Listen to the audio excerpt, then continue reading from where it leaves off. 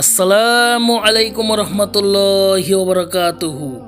আজকে আমরা শুনবো হজরত হামজা রাদিয়াল্লাহু তাআলা আনহুকে হত্যা করেছিল ওয়াহশী এই সম্পর্কিত হাদিস। হজরত জাফর ইবনে আমর রাদিয়াল্লাহু তাআলা আনহু বলেন, আমি উবাইদুল্লাহ ইবনে আদি ইবনে জিয়াদের সঙ্গে সফরে ছিলাম। আমরা হিমস নামক এলাকায় থাকাকালীন উবাইদুল্লাহ ইবনে আদি আমাকে বললেন, আমরা হজরত হামজা রাদিয়াল্লাহু তাআলা আনহু এর হত্যাকারী ওয়াহশীর কাছে গিয়ে তার শহীদ হওয়া ঘটনা সম্পর্কে জিজ্ঞেস করে জেনে নেই। আর ওয়াহশী সেই সময় হিমসেই বসবাস করতেন। সুতরাং লোকদের কাছে তার বাসস্থান সম্পর্কে জিজ্ঞেস করলে তারা বলল, ওই দেখো সে তার প্রাসাদের ছায়ায় বসে আছে। বর্ণনাকারী বললেন, আমরা সেখানে গিয়ে দূর থেকে তাকে সালাম করলাম। সে সালামের উত্তর দিল। রাবি বলেন, সে সময় উবাইদুল্লাহ ইবনে আদি এমনভাবে মাথায় পাগড়ি বেঁধেছিলেন যে ওয়াহশী শুধু তার দুটি চোখ এবং পা দুখানা দেখতে পাচ্ছিল।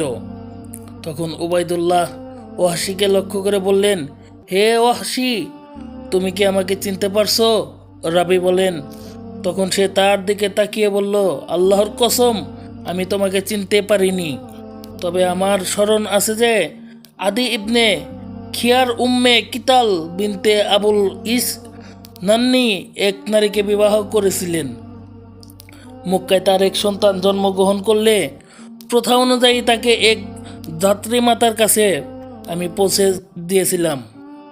তোমার পা দুটি যেন সে বাচ্চার পায়ের মতোই দেখতে পাচ্ছি। জাফর ইবনে আমর বলেন, ওবায়দুল্লাহ তখন মুখের কাপড় সরিয়ে ফেলে বললেন, হজরত হামজা রাদিয়াল্লাহু তাআলা আনহু এর শাহাদতের ঘটনা একটু খুলে বলুন। তখন ওয়াহশী বলল, শোনো, আমি বলছি। বদর যুদ্ধে হজরত হামজা রাদিয়াল্লাহু তাআলা আনহু উমাইয়া ইবনে আদি ইবনে খিয়ারকে হত্যা করেছিল। তাই আমার মালিক জুবাইর ইবনে মুতঈম আমাকে বললেন, তুমি যদি তার হত্যার বিনিময় হামজা ইবনে আব্দুল মুত্তালিবকে হত্যা করতে পারো তাহলে তুমি আজাদ হবে। ওই বছর উহুদ পর্বতের সামনে আইনানিন উপত্যকায় যুদ্ধ সংগঠিত হয়। সবাইয়ের সাথে আমিও যুদ্ধে বেরিয়ে পড়লাম। সবাই যুদ্ধের জন্য বুহ রচনা করে দাঁড়ালে শিবা ইবনে আব্দুল উজ্জা সামনে যুদ্ধের জন্য মাঠে ত্রাসে আহ্বান করে বলল, সামনে যুদ্ধের জন্য কেউ প্রস্তুত থাকলে মোকাবেলা করতে এসো। ওয়াহশী বলেন, তখন হামজা ইবনে আব্দুল মুত্তালিব তার সামনে গিয়ে দাঁড়ায় বললেন, হে মেয়েদের খতনাকারিনী উম্মে আনসারির ছেলে শিবা, তাহলে তুমি আল্লাহর রাসূলের সাথে শত্রুতা করো। তখন তিনি তার উপর ঝাঁপিয়ে পড়লেন এবং সে নিহত হলে পিছনে চিতিতে পরিণত হলো। ওয়াহশী বর্ণনা করেন, আমি উহুদ যুদ্ধের দিন একটি পাথরের আড়ালে লুকিয়েছিলাম। হজরত হামজা রাদিয়াল্লাহু তাআলা আনহু আমার নিকটবর্তী হলে আমি আমার তীর দিয়ে তাকে এমন জোরে আঘাত করলাম যে তার মূত্রথলি ভেদ করে কোমরের মাঝখান দিয়ে বেড়ে গেল। এটাই ছিল তার শহীদ হওয়ার ঘটনা। অতঃপর যুদ্ধ শেষে সবাইয়ের সাথে আমিও মক্কায় ফিরে গিয়ে তথায় অবস্থান করতে লাগলাম। অবশেষে মক্কায় ইসলাম প্রসার লাভ করলে তখন আমি তাইফে চলে যাই। তারপর তাইফবাসীগণ নবী করিম সাল্লাল্লাহু আলাইহি সাল্লামের কাছে সংবাদবাহক পাঠানোর ব্যবস্থা করলে আমাকে বলা হলো যে তিনি সংবাদবাহকদের সাথে ভালো ব্যবহার করেন। তাই আমিও তাদের সাথে সংবাদবাহক হিসেবে গেলাম। রাসূলুল্লাহ সাল্লাল্লাহু আলাইহি সাল্লাম বললেন, তুমি কি ওয়াহশী? তখন আমি বললাম, হ্যাঁ। তখন তিনি বললেন, তুমি কি আমার চাচা হজরত হামজা রাদিয়াল্লাহু তাআলা আনহুকে হত্যা করেছিলে? আমি বললাম, আপনি যা শুনেছেন ঘটনা তাই হয়েছিল। তখন তিনি বললেন, তুমি কি আমার কাছে থেকে দূরে থাকতে পারো না? তারপর আমি সে স্থান থেকে চলে আসলাম। অতঃপর নবী করিম সাল্লাল্লাহু আলাইহি সাল্লাম এর ইন্তেকালের পর মুসাইলামাতুল কাজ্জাব নামক ভণ্ড নবী আবির্ভূত হলে আমি মনে মনে ওয়াদা করলাম যে আমি মুসাইলামার বিরুদ্ধে যুদ্ধ গিয়ে তাকে হত্যা করে হজরত হামজা রাদিয়াল্লাহু তাআলা আনহু এর হত্যার ক্ষতিপূরণ করব। তাই আমি সবার সাথে যুদ্ধে রওনা হলাম এবং আমি যা চেয়েছিলাম ঘটনাও তাই হয়েছিল। যুদ্ধ শুরু হলে তখন আমি দেখতে পেলাম শ্যামবর্ণের উটের ন্যায় উস্কো খুস্কো চুলে মুসাইলামাতুল কাজ্জাব একটা ভাঙ্গা দেওয়ালের আড়ালে দাঁড়িয়ে আছে। তখন আমি আমার বর্ষা দিয়ে তাকে আঘাত করলাম। আমার বর্ষা তার বক্ষভেদ করে দুকাদের মাঝখান দিয়ে বেরিয়ে গেল। তখন এক আনসারি সাহাবি মুসাইলামার উপর ঝাঁপিয়ে পড়লেন এবং তরবারি দিয়ে তার মাথার খুলিতে আঘাত করলেন।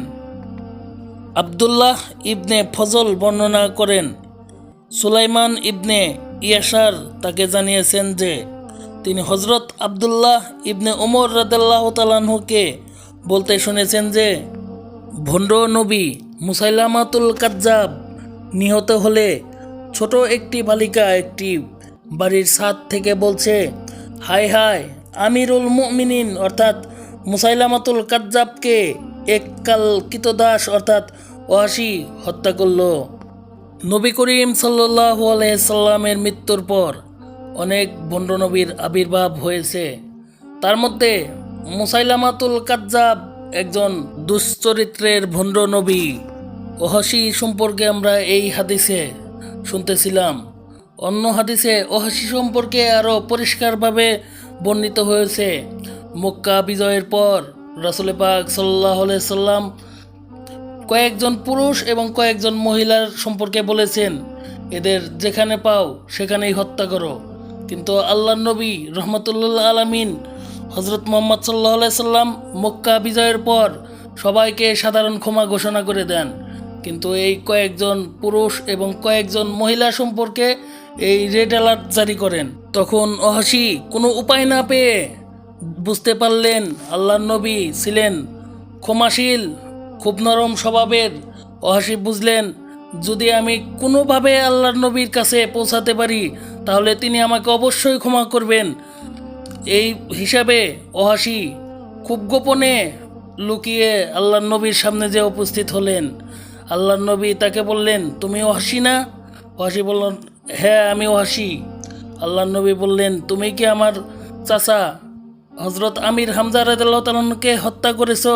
ওহাসি বললেন, হ্যাঁ, আপনি যা শুনেছেন তা সত্যি। তখন আল্লাহর নবী বললেন, তুমি কিভাবে আমার চাচা হজরত আমির হামজা রাদিয়াল্লাহু তাআলা আনহুকে হত্যা করেছো? তখন ওহাসি তার যাবতীয় বিস্তারিত বিবরণ বললেন।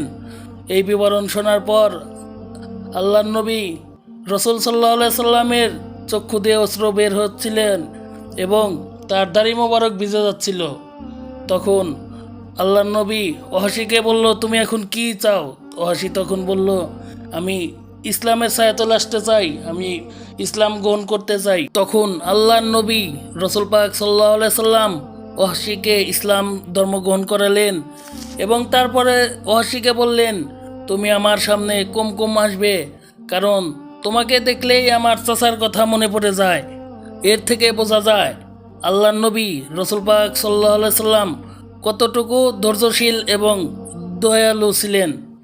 আর ওহাসি সেদিনই শপথ করেছিলেন, আল্লাহ, আমি আমার এই বর্ষা দ্বারা ইসলামের একজন শ্রেষ্ঠ সন্তানকে যেভাবে শহীদ করেছি, তুমি আমার দোয়া কবুল করো, আমি যেন এই বর্ষাতে ইসলামের একজন নিকৃষ্ট শত্রুকে হত্যা করতে পারি। আল্লাহ ওই দিন ওহাসির দোয়াকে কবুল করেছিলেন এবং সেই হিসাবেই ইসলামের নিকৃষ্ট শত্রু মুসাইলামাতুল কাজ্জাব নামে ভণ্ড নবীকেই ওহাসি সেই বর্ষাতে হত্যা করেছিলেন।